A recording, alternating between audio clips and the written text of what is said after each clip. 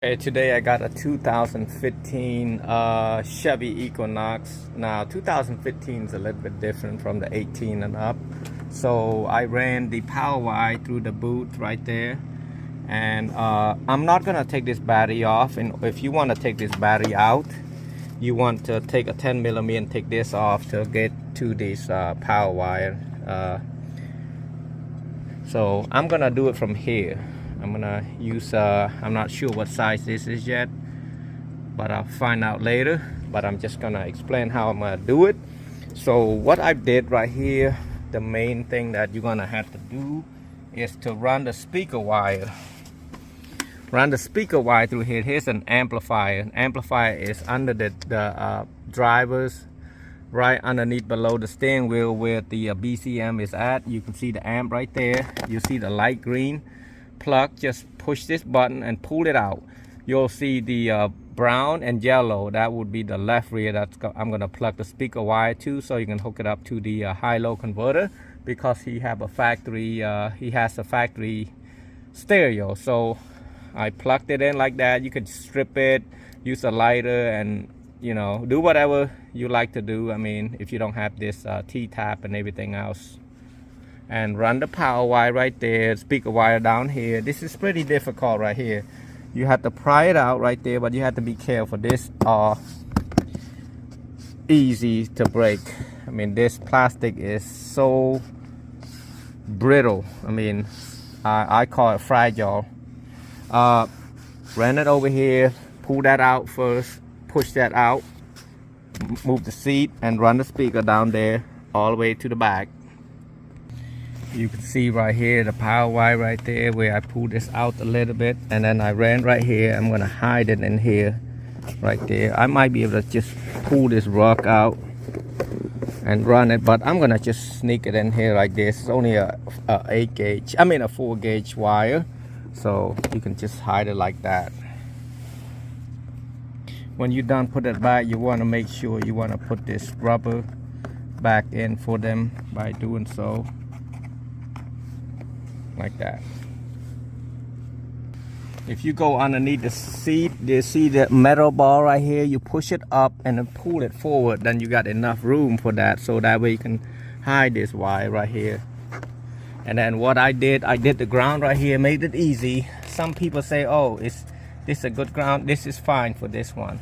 Now if you got something like two big humongous 15 or something like that, you want to use a different kind of, you use a bolt instead of a regular self-tapper. But self-tappers like this, 2 of this are good, because if you use only one, this will move after a while. After the system be rattling, it will move. So I use 2.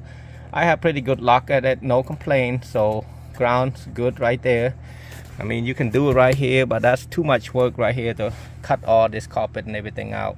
So I'm gonna hide this wire right here. I snuck the power wire under this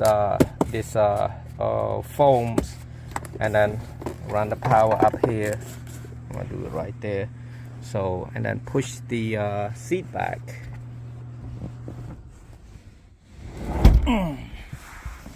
Like that. And then this is a ground. I made it long so I can cut it later. So right here I want to explain to you a little bit about how I did it and what I've used. So I used Lock 2. Lock 2's got a remote wire output. So I put the blue wire to the remote input of the amp. I got the black one right there. The power I ran over here for the positive side, and then this is the negative side. And then I got the white, black, gray, black. I'm gonna hook it up to the black wire right there, which go to the I believe the front would be that brown and yellow. So the brown is positive, yellow is a negative. So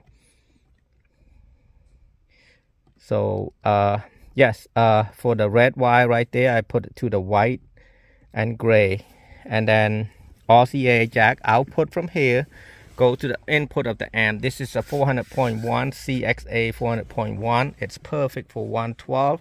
So I run the speaker, the positive and the negative, to the speaker up there, positive and negative, and speaker looking like that. And then when you fold the seat back, it should line up right there perfectly. So here, if I lift it up, it's going like that right there. In case someone asks how to remove this part right here, what you want to do, you got a 7mm right there, one right here, and one right here, and then one right there. So you want to get that out first, and then what you want to do, you want to push this clip right there, push it forward, and then pull it down. There's 3 of them, 1, 2, and then 3.